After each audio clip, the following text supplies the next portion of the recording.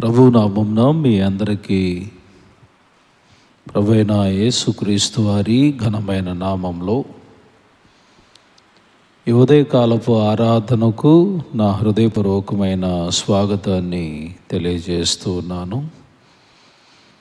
ప్రియమైన వారులారా, ఉదయ ఆరాధన ప్రారంభించుకున్నటకు గాను మనందరం కూడా కలిసి ఆంధ్ర క్రైస్తవ కీర్తన పుస్తకాలలో నుండి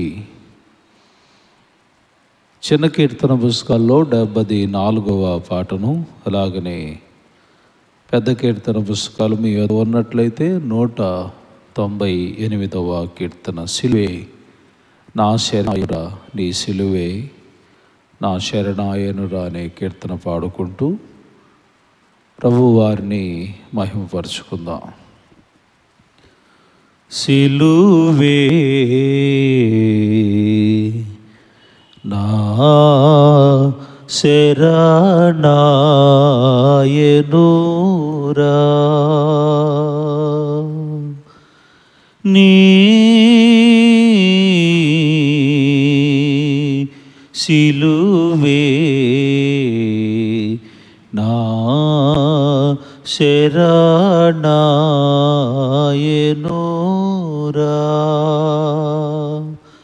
సిలువయందే ముక్తి బలము జూచితిరా, నీ సిలువే నా శరణాయనురా,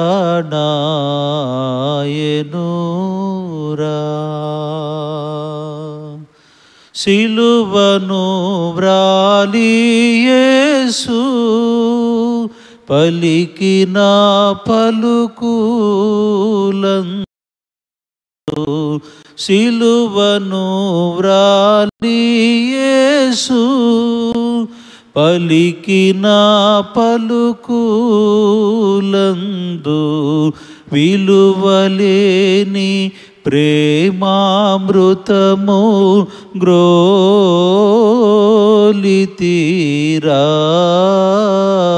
నీ సిలువే నా శరణాయనురా,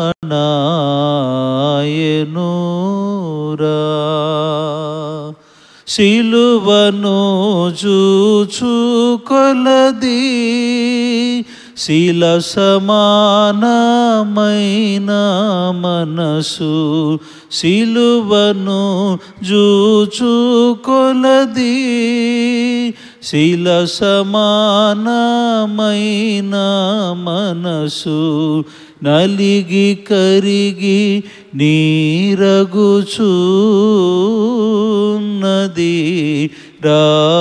రాని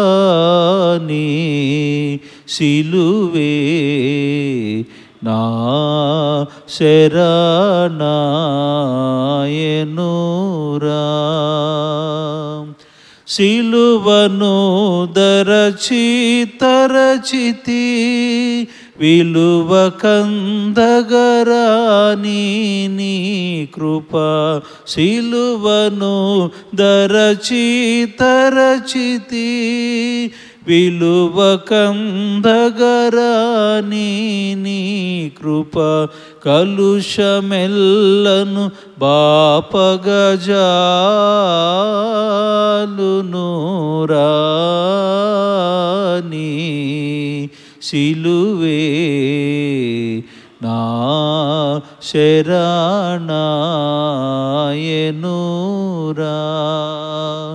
శరణు యేసు శరణు శరణు శరణు శరణు నా ప్రభువా, శరణు యేసు శరణు శరణు శరణు శరణు నా ప్రభువా, దురిత దూరుడ నీదరి చేరితి రాని సిలువే నా శరణాయనురా,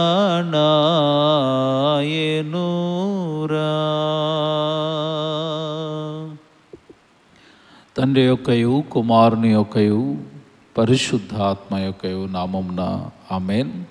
అందరు నాతో కలిపి చెప్పండి. ప్రభువా మమ్మను కనికరింపుము. క్రీస్తు మమ్మను కనికరింపుము. ప్రభువా మమ్మను కనికరింపుము. మనందరము కూడా అలాగని నిలవబడి అపోస్తుల విశ్వాస ప్రమాణమును మన ప్రమాణముగా ఒప్పుకుందాము. భూమి ఆకాశములను సృజించిన సర్వశక్తి గల తండ్రి అయిన దేవుని నమ్ముచున్నాను. ఆయన ఏక కుమారుడును మన ప్రభు అయిన యేసుక్రీస్తు నమ్ముచున్నాను. ఈయన పరిశుద్ధాత్మ వలన గర్భము ధరింపబడి కన్య అయిన మరియకు పుట్టి పొంతి పిలాతు అధికారము క్రింద శ్రమపడి సిలువ వేయబడి చనిపోయి సమాధి చేయబడిననియు అదృశ్య లోకములోనికి దిగిననియు చనిపోయిన వారిలో నుండి 3వ దినమున లేచి పరలోకమునకు ఎక్కి సర్వశక్తి గల తండ్రి అయిన దేవుని కుడి చేతి వైపున కూర్చుని ఉన్నాడనియు సజీవులకును మృతులకును తీర్పు చేయుటకు అక్కడి నుండి వచ్చినని నమ్ముచున్నాను. పరిశుద్ధాత్మ నమ్ముచున్నాను. పరిశుద్ధ క్రైస్తవ సంఘముగు పరిశుద్ధుల సహవాసమును పాపక్షమాపణయు శరీర పునరుత్థానమును నిత్య జీవమును ఉన్నవని నమ్ముచున్నాను. ఆమేన్. దయచేసి అందరూ కూడా కూర్చోనండి.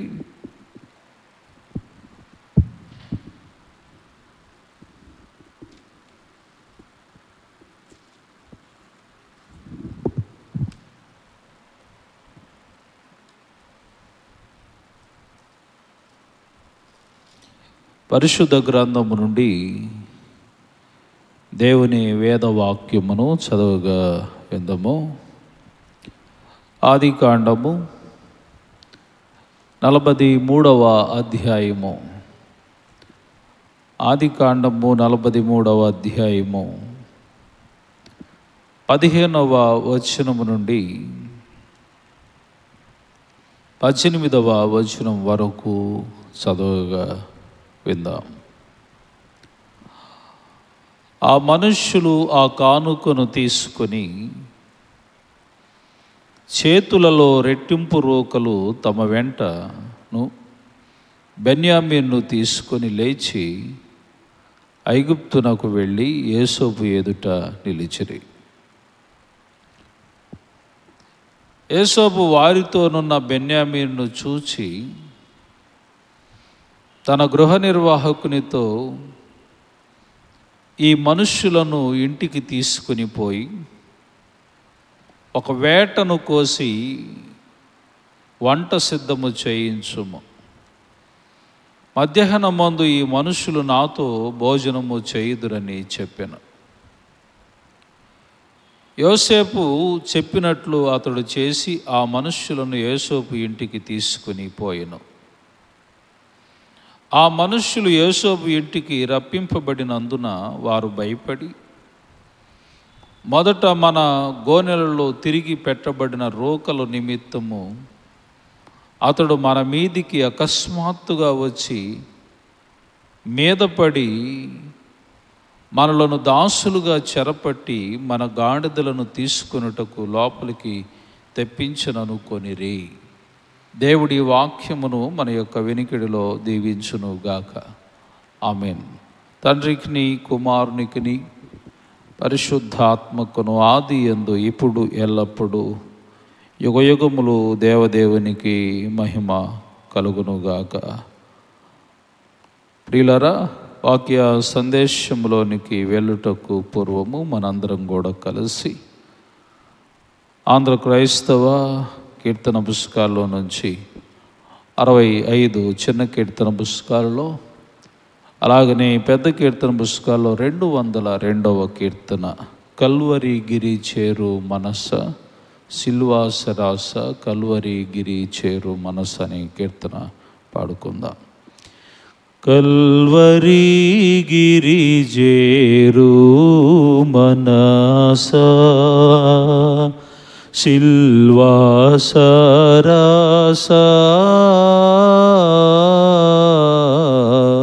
కల్వరి గిరి చేరు మనస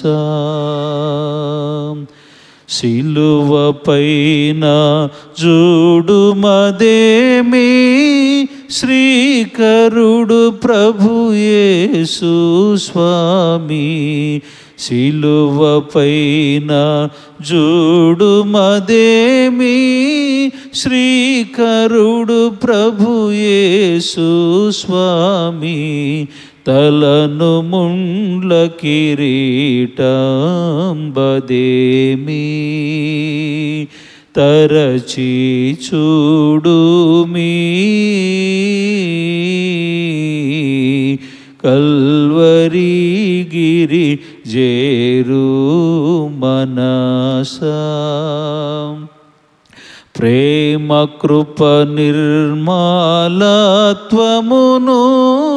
నీమమును గలమోము పైన, ప్రేమ కృప నిర్మలత్వమును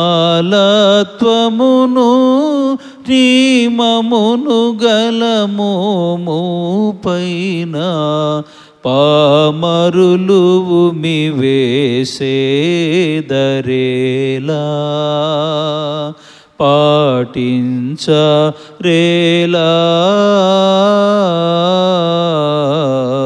కల్వరి గిరి జేరు మనసా, పావనాత్మ నీవు జావా, పాపి కబ్బును నిత్య జీవా, పావనాత్మ నీవు జావా, పాపి కబ్బును నిత్య జీవా, మా వచన సత్యంబు దెల్పుము, మానవాళికి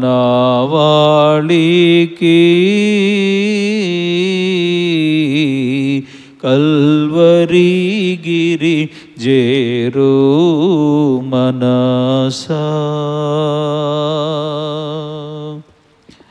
మన తండ్రి అయిన దేవుని నుండి కుమారుడైన యేసుక్రీస్తు నుండి కృపయు సమాధానములు మీకు కలుగునుగాక. ఆమేన్. దయచేసి అందరూ కూడా కూర్చోనండి. ప్రభునందు ప్రియమైన దేవుని బిడ్డలారా, మన ప్రభు అయిన యేసుక్రీస్తు వారి ఘనమైన నామంలో ఈ ఉదయకాలపు ఆరాధనకు చేరి వచ్చిన మీ అందరికీ, అలాగుననే ఆన్లైన్లో వీక్షిస్తున్న ప్రతి ఒక్కరికి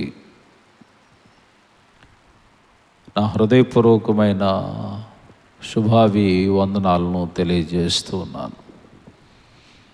చాలా సంతోషం. మనము ఆదికాండము ప్రతిదినము ఒక్కొక్క చాప్టర్ని ధ్యానం చేసుకుంటూ వస్తూ ఉన్నాం. ఈ రోజున మనము ధ్యానం చేసుకుంటున్న వాక్య భాగము ఆదికాండము 43వ అధ్యాయములో నుంచి కొన్ని ప్రాముఖ్యమైన విషయాలను మనం ఈనాడు ధ్యానం చేసుకోబోతూ ఉన్నాం. ఈ అధ్యాయములో ఉన్నటువంటి ఒక సారాంశము ముందుగా నేను మీతో తెలియచెప్తాను. గడిచిన 42వ అధ్యాయమును మనము ధ్యానిస్తూ ఉన్నప్పుడు ఆ దేశములో కరువు విస్తారముగా రావటము, కానాను దేశంలో యాకోబునకు ఉన్నటువంటి సంతానం అంతా కూడా జీవించటం, కరువు వలన వీరికి ఆహారం లేకపోవటం, ఐగుప్తులోనే ఆహారము దొరుకుతుందని తెలుసుకొని అక్కడికి తన యొక్క కుమారులుగా ఉన్నటువంటి వారిని పంపించటము, వారు యేసోబు ఎదుట సాగిలపడటము. యేసోబు చిన్నప్పుడు తండ్రి దగ్గర ఉన్నప్పుడు కనినటువంటి కల నెరవేరినటువంటి సందర్భము.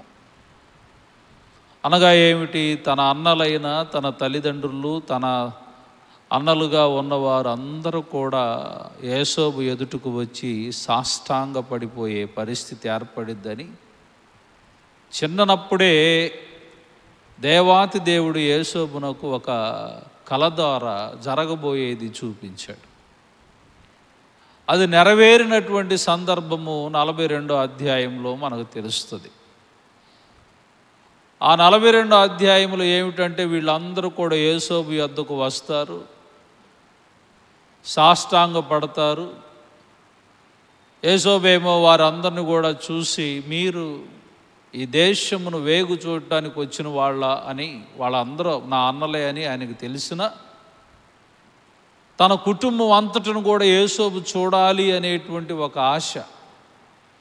అందుచేత ఒక్కడిని షిమ్యోన్ అనేటువంటి వాడిని పట్టుకొని జైల్లో పెట్టి, ఆ మిగిలినటువంటి వాడు ఉన్నారన్నారు కదా 11వ వాడు, వాడిని కూడా మీరు తీసుకొస్తేనే మీరు వేగుల వారు కాదు, మీరు నిజాయితీ పరులని నేను నమ్ముతాను అని చెప్పి తన యొక్క సోదరులుగా ఉన్నటువంటి వారిని ఐగుప్తులో నుంచి ధాన్యం అన్నటువంటిది ఇచ్చి, ఆ ధాన్యంలో వాళ్ళు ఏ డబ్బులైతే ఇచ్చి ధాన్యం కొనటానికి వచ్చారో ఆ మూటలు అనేటువంటి మరలా తిరిగి ఆ ధాన్యంలో పెట్టి వారికి పంపించేశాడు. ఇప్పుడు వెళ్ళారు, అక్కడ భోజనాలు అన్నటువంటి వారు చేసుకున్నారు, తీసుకువెళ్ళిన ఆహార పదార్థాలన్నీ అయిపోయాయి. ఇప్పుడు 43వ అధ్యాయంలో మనం చూస్తూ ఉండేటువంటిది ఏమిటంటే, యాకోబు మరలా ఎందుకు మీరు ఇలాగ ఉంటున్నారు, మనకు మరలా కరువు అనేటువంటిది విపరీతముగా ఉన్నది, తినుటకు ఆహార పదార్థములు అనేవి ఏమీ లేవు,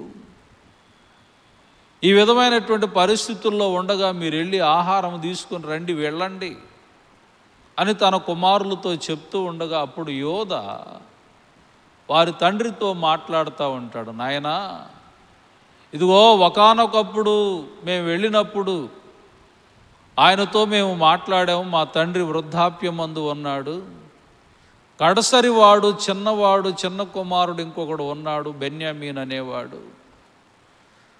కాబట్టి ఆ రాజు, మాకు ధాన్యం ఇచ్చినటువంటి రాజు లాంటి వ్యక్తి ఎవరైతే ఉన్నాడో ఆయన మీ కడసరి వాడుగా ఉన్నటువంటి వాడిని మీరు తీసుకొని నా దగ్గరికి రావాలి, లేకపోతే ఆయన మమ్మల్ని నమ్మటం లేదు కనుక ఆ ధాన్యం అనేటువంటిది కూడా ఇవ్వడు, కాబట్టి ఆ చిన్నవాడిని నాతో పాటు పంపించు అని అంటాడు.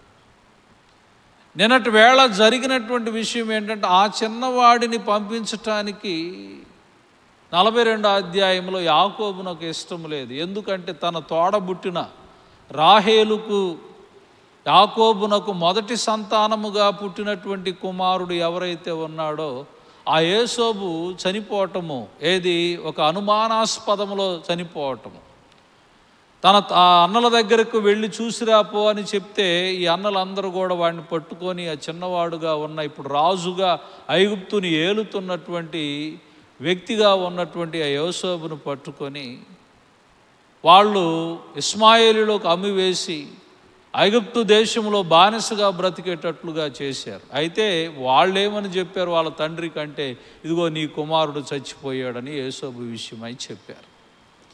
ఇప్పుడు ఆ విషయం అతని మనసులో ఉన్నది, నాకు రాహేలునకు పుట్టినటువంటి మొదటి సంతానం ఎటు చచ్చిపోయింది, ఇదిగో ఈ చిన్నవాడు ఉన్నాడు బెంజమిన్, వీడిని ఈ విధంగా చంపివేస్తారా మీరు మరలా, అసలు మీరు ఎందుకు వాడి గురించి అక్కడ రిమైండ్ చేశారు, ఎందుకు తెలియచెప్పారు అతనికి చెప్పకపోయినట్లయితే ఇదిగో ఈ కుమారుణ్ణి అడిగేవాడు కాదు కదా. అప్పుడు యోధ అంటూ ఉన్నటువంటి మాట ఏమిటి అని అంటే, నాయనా, నేను వాడి కొరకు నేను పూట పడతాను, అతని కొరకు, అతని ప్రాణం కొరకు నేను అడ్డుపడతాను, కాబట్టి ఇదిగో నన్ను ఒకవేళ నేను తీసుకొని రాకపోతే నా గురించి నువ్వు ఏ విధంగా అయినా సరే చేసుకో. ఇప్పుడు మనం అర్థం చేసుకోవాల్సినటువంటి విషయం ఏమిటి, అప్పుడు యాకోబు చేసేటువంటిది ఏమీ లేక, సరే ఇక నా జీవితంలో ఈ యొక్క వృద్ధాప్య సమయంలో ఈ చిన్నవాడు కూడా లేడని అనుకొని నేను మృతుల్లోకానికి వెళ్ళిపోతాను, కాబట్టి ఇక వాడిని కూడా తీసుకొని పోండి. అయితే మీరు వెళ్ళేటప్పుడు ఒక పని చేయండి, మన దేశంలో శ్రేష్టమైనటువంటి ఆహార పదార్థాలు, మన దేశంలో విరివిగా దొరికేటువంటివి. చాలా జాగ్రత్తగా ఇక్కడ నోటీస్ చేయవలసినటువంటి విషయం ఏంటంటే, కానాను దేశంలో ఏవి ముఖ్యమైనటువంటివో యాకోబు ఇక్కడ ఈ 43వ అధ్యాయంలో తెలియచెప్తాడు. ఆ వాక్యాన్ని నేను మీకు చదువుతాను. చూడండి, 11వ వచనం చదువుకుందాం. వారి తండ్రి అయిన ఇశ్రాయేలు వారితో అట్లైన మీరిలాగు చెయ్యుడి. ఈ దేశమందు ప్రసిద్ధములైనవి అనగా కొంచెము మస్తకి, కొంచెము తేనె, సుగంధ ద్రవ్యములు, బోళము, పిస్తాచ కాయలు, బాదము కాయలు మీ గోనెల్లో వేసుకొని ఆ మనుషునికి కానుకగా తీసుకొని పోవుడి అంటాడు. అంటే కానాను దేశము ఎందుకు పాలు తేనెలు ప్రవహించే దేశం అని పిలుస్తారు తెలుసా? పాలు తేనెలు ప్రవహించేటువంటి దేశము అని దానికి పిలవటంలో అర్థం ఏమిటి అని అంటే, అక్కడేదో పాలు గారిపోతూ ఉంటాయి, తేనె గారిపోతూ ఉంటుందని కాదు. శ్రేష్టమైనటువంటి ఆహార పదార్థములు ఏవైతే ఉన్నాయో, చాలా విశిష్టమైనటువంటి ఆహార పదార్థాలు ఏవైతే ఉన్నాయో ఆ దేశమందు ప్రసిద్ధములై ఉన్నవి. పిస్తాచా కాయలు, బాదము కాయలు, అలాగనే మనం చూస్తూ ఉంటే మస్తకి, తేనె, సుగంధ ద్రవ్యాలు అనేటువంటివి ఆ ప్రాంతంలో విరివిగా దొరుకుతూ ఉంటాయి. అది వేరే ప్రాంతంలో దొరకవు.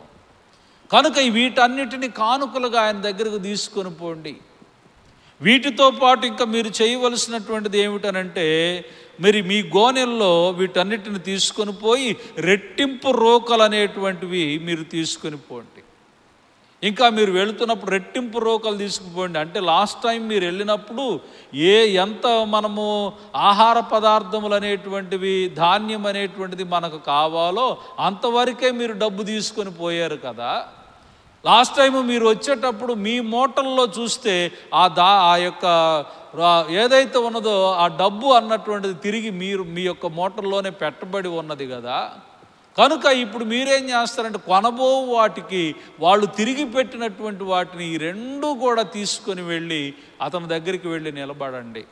చివరిలో ఆయన అనేటువంటి మాట ఏమిటి? 14వ వచనంలో, ఆ మనుష్యుడు మీ ఇతర సహోదరుని బెన్యామీనును మీకు అప్పగించినట్లు సర్వశక్తుడైన దేవుడు ఆ మనుష్యుని ఎదుట మిమ్మును కరుణించునుగాక. నేను పుత్రహీనుడినై ఉండవలసిన ఎడల పుత్రహీనుడు నగుదునని వారితో చెప్పాను. నేను ఒకవేళ ఈ బిడ్డ కూడా కోల్పోతే, రాహేలు అంటే యాకోబునకు ఎంత ఇష్టమో మొన్న మీతో చెప్పాను. ఏమిటి? అంత ఇష్టముగా పుట్టినటువంటి సంతానమై ఉన్న యేసోబు పోతే పోయాడు, ఇదిగో ఈ పిల్లవాడు కూడా పోవటం, పుత్రహీనుడిని నేను అయిపోవటం అనేటువంటిది దేవుని యొక్క చిత్తమైతే ఇక నేనేం చేయగలను, సరే మీరు తీసుకుని వెళ్ళండి అనగానే అక్కడికి వెళ్ళినప్పుడు వీళ్ళు యేసోబు ఎదుట ఈ తీసుకుపోయినటువంటి ఈ ప్రశస్తమైనటువంటి వస్తువులను, ఈ ప్రశస్తమైనటువంటి ఈ యొక్క వస్తువులతో పాటు డబ్బును తీసుకొని పోయి యేసోబు ఎదుట వీరు నిలబడ్డారు. ఈ రోజున వాక్యము నేను ఇది మొత్తము కూడా ఈ అధ్యాయం అంతా కూడా మీతో పంచుకోవటంలో ఒకే ఒక పాయింట్ దీనిలో ఉండేటువంటి శ్రేష్టమైన పాయింట్ ఏమిటి అనంటే, పరిశుద్ధ గ్రంథంలో భక్తుడైనటువంటి పౌలు ఒక మాట చెప్తాడు. ఏమిటి ఆయన చెప్పేటువంటి మాట అనంటే, క్రీస్తు యేసునకు కలిగిన ఈ మనస్సు మీరును కలిగి ఉండండి. ఎప్పుడు ఈ మాట చెప్పింది? ఎప్పుడు జాగ్రత్తగా వినాలి. ఈ మాట యేసుక్రీస్తు ప్రభువు వారు ఈ లోకములోనికి వచ్చినప్పుడు ఆయన జీవించి మాదిరికరమైనటువంటి బ్రతుకు అనేటువంటిది ఎలా బ్రతకాలో, ఏ రీతిగా బ్రతకాలో, ఏ విధానంలో బ్రతకాలో ఆయన ఈ లోకములో 33.5 సంవత్సరాల కాలమంతా కూడా జీవించి ఒక మాదిరి జీవితం అనేటువంటిది ఎలా ఉండాలని ఒక ఎగ్జాంపుల్ అనేటువంటిది ఈ లోకానికి అంతటికి కూడా ప్రభువు వారు చూపించాడు. యేసోబు జీవితాన్ని మనము ఆలోచన అన్నటువంటిది చేస్తూ ఉన్నప్పుడు, యేసు అనేటువంటి వ్యక్తి పుట్టక మునిపే దగ్గరగా మనం జ్ఞాపకం చేసుకోవాల్సినటువంటి విషయం ఏంటంటే, యేసుక్రీస్తు ప్రభువు వారు పుట్టక మునిపే యేసు యొక్క తత్వము యేసోబులో మనకు కనపడింది. అర్థమవుతుందా మీకు వాక్యము? అంటే యేసు ప్రభు వారు పుట్టిన తర్వాత ఇప్పుడు మనందరం బైబిల్ చదువుకుంటూ ఆయన బోధలు అనేటువంటి వాటిని వింటూ దైవజనుల ద్వారా వాక్యాలు అనేటువంటి వాటిని వింటూ ఓహో ఇదిగో బైబిల్ చదవటం కానీ వినటం వల్ల కానీ యేసు యొక్క మనస్తత్వం ఎలా ఉంటుందని మనము కొంత కాకపోతే కొంత అయినా నేర్చుకోవటానికి ప్రయత్నం చేస్తూ ఉన్నాం. ఇవన్నీ ఏమీ లేనటువంటివి, ధర్మశాస్త్రము కూడా ఏమీ లేనటువంటి కాలము, సువార్త లేని కాలము, ధర్మశాస్త్రము లేని కాలము ఏదైతే ఉన్నదో ఇవన్నీ కూడా ఏమీ లేనటువంటి కాలంలోనే యేసునకు ఉన్నటువంటి మనసు, క్రీస్తు యేసు మనసు అనేటువంటిది యేసోబు యొక్క జీవితంలో మనం చూడగలుగుతూ ఉంటాం. ఏమిటి? తనను ఎంతగానో బాధించిన వారు, అన్నలుగా తోడబుట్టినటువంటి అన్నలుగా ఉన్నవారు, రక్త సంబంధికులుగా ఉన్నవారు, తన యొక్క తోడబుట్టినటువంటి తమ్ముణ్ణే ప్రేమించలేని వారు, ద్వేషాన్ని పెంచుకున్నవారు, అతని మీద కోపాన్ని ఆగ్రహాన్ని పెంచుకున్నటువంటి వ్యక్తులు, వీళ్ళంతా కూడా ఇప్పుడు యేసోబు ఎదుటకు వచ్చి నిలబడగానే ఇప్పుడు ఆయన చేస్తున్నటువంటి పని ఏమిటి అని అంటే తన పనివాడిని పిలిచి ఆయన చెప్తున్న మాట ఏమని చెప్తూ ఉన్నాడు? తన పనివాడితో, ఇదిగో వీళ్ళంతా కూడా నా గృహానికి తీసుకొని వెళ్ళు, వీళ్ళందరినీ కూడా నా గృహమునకు తీసుకొని వెళ్ళు, అక్కడ వీరి కొరకు వేటలను గొయ్యనని అన్నాడు. ఏం గొయ్యమన్నాడు? వేట మాంసం అన్నటువంటిది కోసి పెట్టాలి వీళ్ళకి, నేను వాళ్ళతో పాటు కలిసి భోజనం చేస్తానన్నట్టు. ఎంత ప్రేమ అండి! 20 సంవత్సరాలు ఏంటి తల్లిని తండ్రిని వదిలిపెట్టి దేశము కాని దేశంలో ఎవరు కూడా ఆదరించే దిక్కు లేదు, ఎవరు కూడా ప్రేమించే దిక్కు లేదు, ఎవరు కూడా కరుణించే దిక్కు లేదు, ఎంతో రాజులాగా తన తండ్రి దగ్గర పెరుగుతూ ఉన్నటువంటి వాడు బానిసలాగా బ్రతకవలసిన పరిస్థితికి కారణమైనటువంటి వారు తన ఎదుటకు వచ్చినప్పుడు ఆయన చేస్తున్నటువంటి పని ఏమిటనంటే ఇదిగో వీళ్ళందరికీ కూడా భోజనము సిద్ధపరచు. యేసు ప్రభువు వారు పరిశుద్ధ గ్రంథములో కొండ మీద ప్రసంగము, దేవుని యొక్క హృదయము అని అంటారు, ద హార్ట్ ఆఫ్ జీసస్ అంటారు. ఏంటి కొండ మీద ప్రసంగం అంతటిని కూడా? ఆ ప్రసంగంలో ఆయన చెప్పేటువంటి మాట ఏమిటనంటే మిమ్మును ప్రేమించు వారినే మీరు ప్రేమించిన ఎడల మీకేమి ఫలము కలుగును? మనం ఏం చేస్తాము? నన్ను బాగా ఎవరైతే ప్రేమిస్తారో వాళ్ళనే మనం ప్రేమిస్తూ ఉంటాం. మనం చేసేటువంటి పని అదే. మనల్ని ఎవరైతే తృణీకరిస్తారో వాళ్ళను మనం తృణీకరిస్తూ ఉంటాం. మనల్ని ఎవరైతే అసహించుకుంటారో వాళ్ళని మనం అసహించుకుంటూ ఉంటాం. మనల్ని ఎవరైతే కోపపడుతూ ఉంటారో వాళ్ళనే మనం కోపపడుతూ ఉంటాం. సామాన్య మానవులుగా ఉన్నటువంటి వారు, బయట తిరుగుతూ ఉన్నవారు, యేసుని ఎరగనటువంటి వారు చేయటంలో ఆ పని అన్నటువంటిది చేస్తే దేవుణ్ణి ఎరిగినటువంటి వారు మీరు అలా చేయటంలో ఉపయోగం ఏమిటి అని అంటాడు. ఈ రోజున దేవుని బిడ్డలుగా ఉన్నవారిలో ఏముంటలేదనంటే క్షమించుకునేటువంటి గుణాలు ఉంటల్లా, ప్రేమించుకునే గుణాలు అనేటువంటి ఉంటల్లా. ఎంత కష్టమండి ఈ లైఫ్ యేసోబుది. దేవుడు తన యందు ఉన్నాడు గనుకనే కదా, దేవుడు తన ఎడల ప్రేమ కలిగి ఉన్నాడు గనుకనే, తన జ్ఞాపకం చేసుకున్నాడు గనుకనే దేవుడు ఉన్నతమైన స్థితిలో యేసోబును నిలబెట్టాడు. కానీ ఒకవేళ ఆ మాత్రము కూడా దయ అనేటువంటిది దొరకకపోతే అతడు బ్రతుకు ఆ దేశంలో ఎంత భయంకరముగా ఉండును. మరి తన జీవితం మొత్తం కూడా సర్వనాశనము చేసినటువంటి అన్నలు తన దగ్గరకు వచ్చినప్పుడు యేసోబు చేసినటువంటి పని ఏమిటనంటే వాళ్ళందరికీ కూడా శ్రేష్టమైనటువంటి విందును వారి కొరకు ఏర్పాటు చేశాడు. దేవుని బిడ్డలారా, కనుక ఈ రోజున దేవుని యొక్క బిడ్డలుగా ఉన్నటువంటి మనము జ్ఞాపకం చేసుకోవాలి. నిన్ను బాధించిన వారు చాలామంది ఉండొచ్చును, నిన్ను కష్టపెట్టినటువంటి వారు చాలామంది ఉండొచ్చును, నీ ఆహారమును తీసివేసిన వారు కూడా చాలామంది ఉండొచ్చును, నీ ఆశలన్నిటిని కూడా అడి ఆశలు చేసినటువంటి వారు చాలామంది కనపడవచ్చును, నిన్ను ఎంతగానో హింసించిన వారు కావచ్చు, గాయపరిచిన వారు కావచ్చు, కృంగదీసినటువంటి వారు కావచ్చు, నీ కళ్ళ ముందు తిరుగుతూ ఉండవచ్చును. కానీ నువ్వు చేయవలసినటువంటి పని ఏమిటి అని అంటే వారిపైన నీ ప్రేమను నువ్వు చూపించాలి. యేసోబులో కనపడేది యేసు యొక్క తత్వము క్లియర్గా కనపడింది. మన దగ్గర ఉంటుందా? ఆ లక్షణం ఉంటుందా? ప్రేమించగలిగే వారు ఉంటున్నామా? నిన్ను హింసిస్తున్న వారి కొరకు ప్రార్థన చేయగలిగేవాడుగా నువ్వు ఉంటున్నావా? వారికి ఆదరణ చూపించగలిగేటువంటి వాడుగా మీరు ఉంటున్నారా? ఈ రోజున మనం అది నేర్చుకోకపోతే దేవుడి దగ్గరికి నువ్వు 100 సంవత్సరాల ఆయుష్ కలిగి ఉండి 100 సంవత్సరాలు నువ్వు ప్రభువు దగ్గరికి వచ్చినా సరే ఉపయోగము లేనే లేదు. ఈ మాట మీరు నోటీస్ చేశారా? నేను చెప్పిన మాట, మీరు దేవుని దగ్గరికి 100 సంవత్సరాలు మీకు ఆయుష్ దేవుడిస్తే 100 సంవత్సరాలు మీరు ప్రభువు దగ్గరికి వచ్చినా ఉపయోగం లేదు. ఇక అంతే. ఎందుకు ఉపయోగం లేదు? నీవు దేవుడి యొక్క తత్వము నీలో అలవాటు నువ్వు చేసుకోకపోతే, ఈ శత్రువులను ప్రేమించలేకపోతే, ఈ శత్రువుల పైన దయ చూపించలేకపోతే, వారి కొరకు ప్రార్థన చేయలేకపోతే నువ్వు క్రైస్తవుడు ఎలా అవుతావు?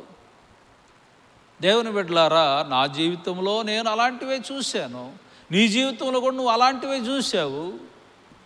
అంటే ఏంటి? నేను బాధించిన వారిని నువ్వు చూస్తూనే ఉంటావు. కానీ నువ్వు చేయవలసిన పని ఏమిటనంటే యేసునకు అప్పగించటం తెలుసుకోవాలి. ఒక వాక్యాన్ని నేను చదివి ముగిస్తాను. దేవుని బిడ్డలారా, రోమీయులకు రాసిన పత్రిక 12వ అధ్యాయం ఒక్కసారి తీద్దాం. పరిశుద్ధుడైన పౌలు రోమీయులకు రాసిన పత్రిక 12వ అధ్యాయంలోనికి ఒకసారి వెళ్దాం. అక్కడ వ్రాయబడినటువంటి కొత్త శ్రేష్టమైనటువంటి వాక్కులను మీ కొరకు నేను చదివి వినిపిస్తాను. 12వ అధ్యాయము 13వ వచనం నుండి చదువు.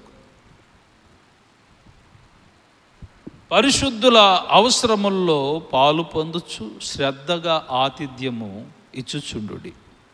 జాగ్రత్తగా వింటున్నారా? మిమ్మును హింసించు వారిని దీవించుడు గాని శపించవద్దు. సంతోషించు వారితో సంతోషించుడి, ఏడ్చు వారితో ఏడువుడి. ఒకనితో ఒకడు మనస్సు కలిగి ఉండుడి. హెచ్చు వాటి యందు మనస్సు ఉంచక తగ్గు వాటి యందు ఆసక్తులై ఉండుడి.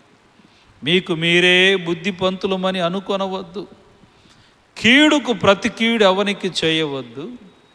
మనుష్యులందరి దృష్టికి యోగ్యమైన వాటిని గూర్చి ఆలోచన కలిగి ఉండుడి.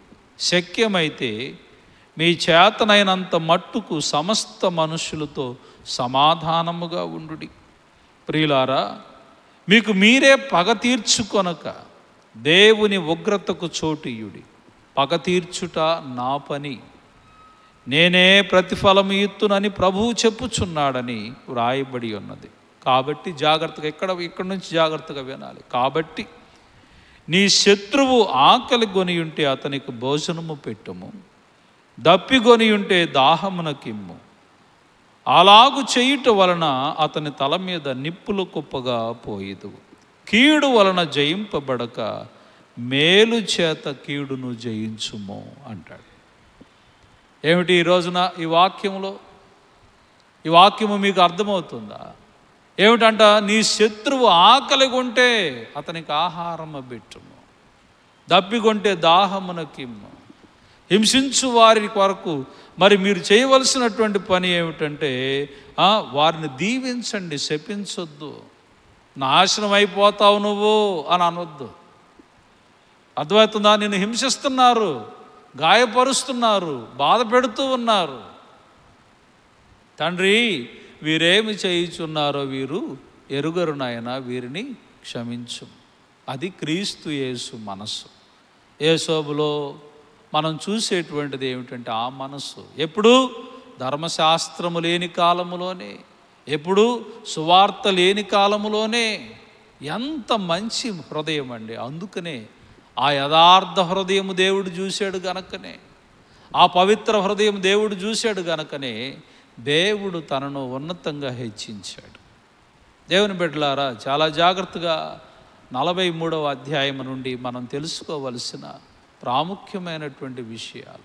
తర్వాత ఆయన మాట్లాడతాడు, శక్యమైతే మీ చేతనైనంత మట్టుకు సమస్త మనుషులతో ఎలా ఉండాలట? సమాధానముగా ఉండండి అంటాడు రోమాపత్రికలో. అందరితో సమాధానంగా ఉండండి. ఈ లోకంలో ఏం తెచ్చుకుంటాం, ఏం కూడబెట్టుకుంటాం? ఏదైనా నీతో పాటు నాతో పాటు వచ్చేటువంటిది ఏదన్నా ఉందా?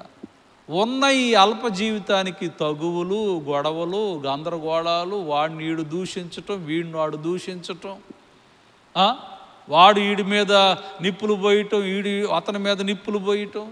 ఎంత అల్పమైనటువంటి బ్రతుకుతూ ఉంటున్నామో కదా మనం. ఏమండి, ఉన్నది కొద్ది అల్పమైన జీవితం. ఈ అల్పమైన జీవితంలో ఇప్పుడు దాకా ఎలాగో బతుకంతా కూడా సాగిచ్చేసావు. ఇక ఇప్పుడు ఏదో ఈ ప్రభువు దగ్గరకు వచ్చావు. ఇక ఉన్న ఈ బ్రతుకైనా సరే ప్రభువు కొరకు బ్రతుకుతూ ప్రభు యొక్క మరి స్థితిలో స్థానంలో నీవు రూపాంతరం అన్నటువంటిది చెందాలి కదా. అర్థమవుతుందా మీకు దేవుని బిడ్డలారా? మనం రూపాంతరము చెంది ఇక దేవుని యొక్క స్వరూపంలోనికి మారేటువంటి వారుగా ఇక మనం ఉండాలి కదా. లేకపోతే ఎన్ని సంవత్సరాలు ప్రభు దగ్గరికి వచ్చినా సరే మన హృదయ స్థితి మారనప్పుడు, మన బ్రతుకు మారనప్పుడు, ఆయన యొక్క తత్వము మనలో మరి ఐక్యము కానప్పుడు మనం ఎన్ని చేసినా ఏమి చేసినా అది వ్యర్థమే. కాబట్టి యేసోబు యొక్క మనస్తత్వం ఎంత శ్రేష్టమైందో, ఎంత గొప్పదో. తన తమ్ముడు వచ్చాడు, రాగానే వాళ్ళందరూ భోజనమునకు కూర్చోబోతున్నటువంటి సమయంలో తమ్ముడిని చూడగానే విస్తారమైన దుఃఖము పొంగిపోయిందంట. కానీ ఆ దుఃఖం అన్నటువంటిది ఆయన ఆపివేసుకొని లోపలకు పోయి ఏడ్చుకొని ముఖం కడుక్కొని వచ్చి మరలా వాళ్ళతో పాటు కలిసి భోజనము చేశాడట. రేపటి రోజున ఆ విషయాలు బయటపడతాయి. రేపు అధ్యాయంలో, ఆ పై వచ్చే అధ్యాయంలో అప్పుడు వాళ్ళ హృదయం ఎలాగ మారిపోద్దో కదా. కాబట్టి పగ తీర్చుకోవటం నీ పని కాదు. దేవునికి సమస్తమును అప్పగించండి. నిన్ను బాధించిన వారి గురించి దేవునికి అప్పగించండి. దేవా, ఇదిగో నాయన, వీరి వల్ల నేను బాధించబడుతున్నాను. ఇంకో విషయం కూడా ఏంటో చెప్పనా? బాధించబడుతున్నాను నాయన అని చెప్పటం వరకే. నాయన వాళ్ళని నాశనం చేయి ప్రభు అని కూడా ప్రార్థన చేయకూడదు. నువ్వు గుర్తుపెట్టుకోండి. నేను బాధించబడుతున్నానయ్యా, నేను కష్టపడుతున్నానయ్యా, వీళ్ళ వల్ల నీ చిత్తం ఏమిటో వారి పట్ల నా పట్ల చెయ్యి ప్రభువా. కనుక ఈ రోజున మనమే మనస్తత్వం కలిగి ఉండాలి? క్రీస్తు యేసు మనస్తత్వము మనసును కలిగి ఉండటానికి మనము సిద్ధపడదాం. యేసోబు ఆ యొక్క జీవిత వృత్తాంతాలలో ఈ గుణ లక్షణాలు మనం అలవాటు చేసుకోవాలి, మనం తెలుసుకోవాలి. అప్పుడు ఆ దేవుని యొక్క కృప మనము పొందుకుంటాం. అటు రీతిగా ఆ దేవుడు మిమ్మల్ని అందరినీ కూడా దీవించి ఆదరించి ఉదయకాలపు మేలులతో ఆశీర్వాదాలతో మిమ్మలను వీక్షిస్తున్న ప్రతి ఒక్కరిని కూడా దేవుడు కాపాడునుగాక. ఆమేన్. సమస్త జ్ఞానమునకు మించిన దేవుని యొక్క సమాధానము మీ హృదయములకును మీ తలంపులకును కావలి ఉండునుగాక. ప్రార్థించుకుందామండి. మమ్మల్ని మిక్కిలిగా ప్రేమించిన మా ప్రియ పరలోకపు తండ్రి, నీ పరిశుద్ధ గ్రంథం అంతటిలో కూడా ఆజ్ఞలన్నిటినీ నా తండ్రి 2 ఆజ్ఞలుగా మీరు మలిచి నీ దేవుడైన యెహోవాను పూర్ణ హృదయముతో, పూర్ణ ఆత్మతో, పూర్ణ మనస్సుతో ప్రేమించండి. అలాగుననే 2వ ఆజ్ఞగా నిన్ను వలె నీ పొరుగు వారిని ప్రేమించుడి.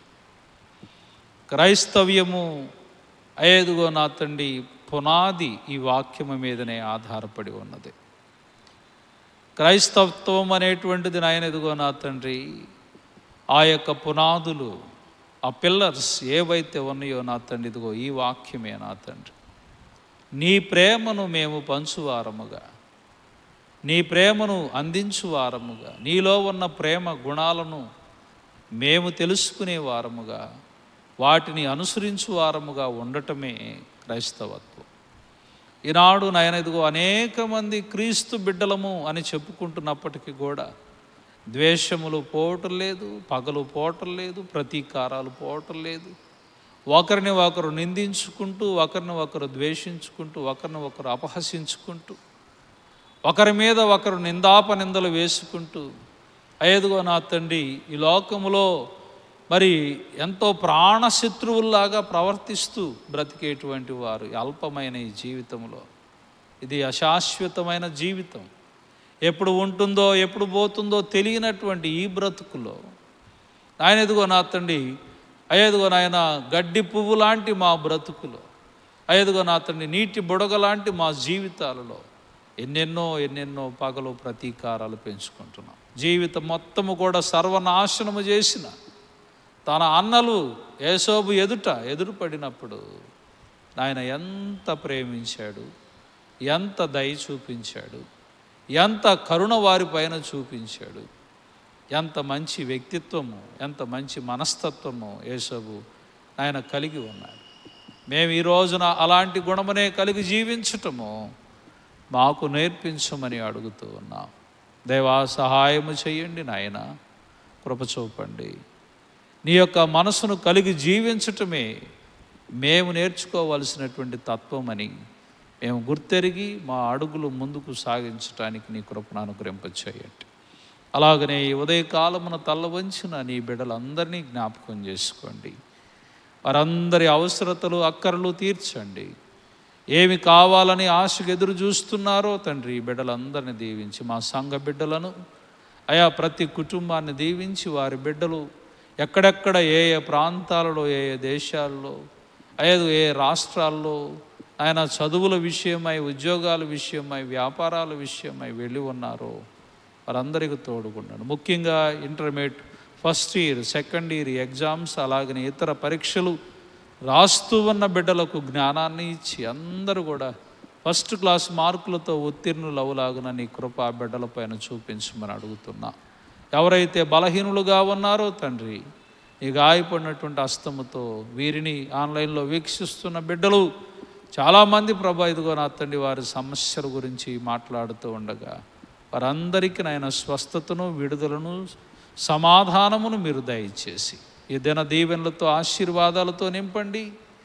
ప్రతి ఒక్కరికి నాయన ఇదిగో నా తండ్రి నాయన వెళుతున్న పనులన్నిటిలో నూరంతల ఫలాలు మీరు దయచేసి నీ కృపచేత వారు నీ రెక్కల నీడన భద్రపరిచి కాపాడమని యేసు నామమున అడిగి వేడుకొని ప్రార్థన చేస్తున్నాం తండ్రి.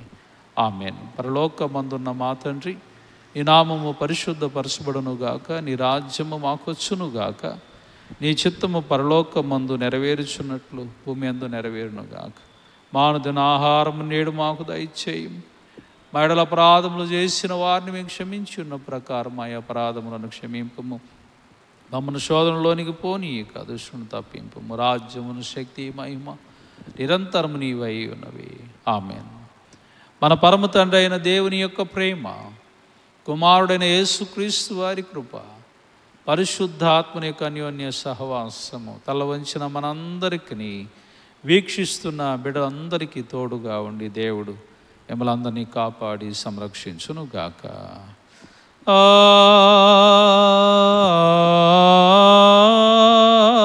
ఆమేన్.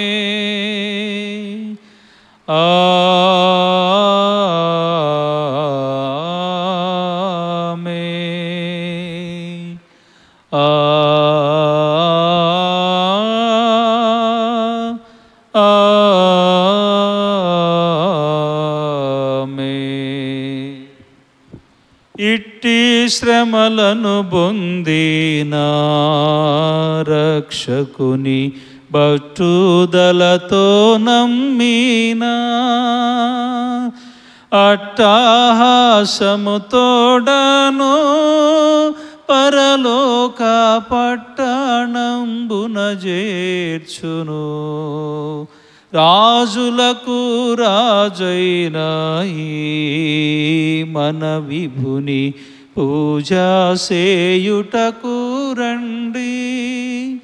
ఈ జయశాలి కన్నా మనకింక రాజెవ్వరును లేరని, రాజులకు రాజైన ఈ మన విభుని పూజ సేయుటకు రండి.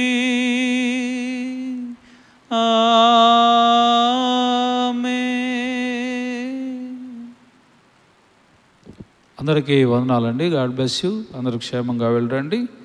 రేపు ఉదయకాలపు ఆరాధనలో కలుసుకుందాం. అలాగనే సాయంకాలము యథావిధిగానే లెంటు ప్రార్థనలు ఉంటవి. అందరూ కూడా క్రమంగా లెంటు ప్రార్థనలో పాల్గొని ఆత్మీయంగా మేలు పొందుకోవాలని తెలియజేస్తూ ఉన్నాం. Thank you so much. God bless you.